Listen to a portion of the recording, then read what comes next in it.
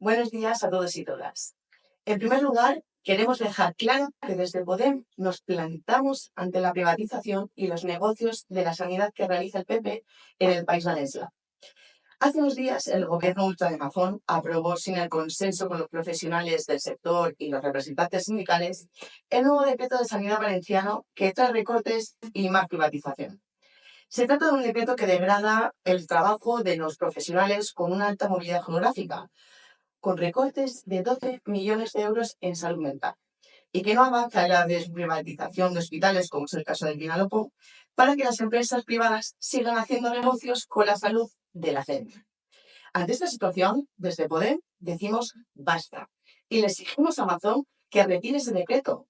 La salud es lo más importante y nuestra sanidad pública es el mejor patrimonio que tenemos como sociedad.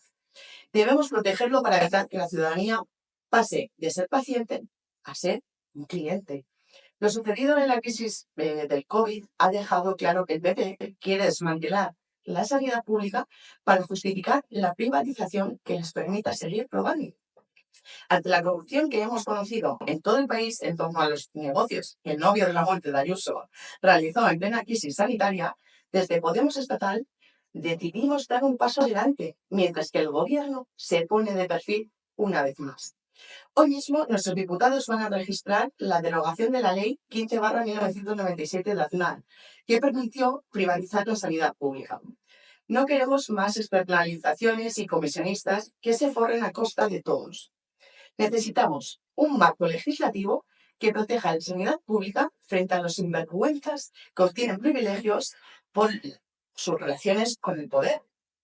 En segundo lugar, estamos muy preocupados por los datos que hemos conocido en relación con la vivienda en el País Valencià. El bipartidismo sigue entendiendo la vivienda como un bien de mercado y se niega a aplicar la ley de vivienda. Hace unas semanas, además, se aprobó por fin el nuevo índice de precios de referencia para el alquiler, un año después de tener la ley de vivienda que impulsó Yone Belarra aprobada.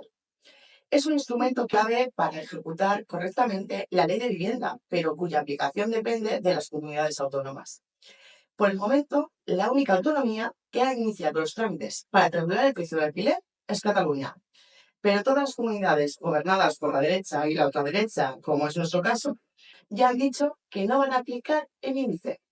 Es una actitud completamente irresponsable que PP y Vox utilizan las administraciones autonómicas para declararle la guerra al gobierno de España, desprotegiendo a millones de inquilinos que no puedan pagar su alquiler.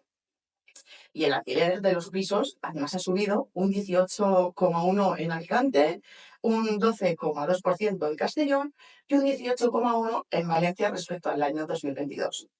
Para entender la magnitud del problema, pues cabe ver algunas comparaciones entre el alquiler actual y la propuesta de la Liberarra.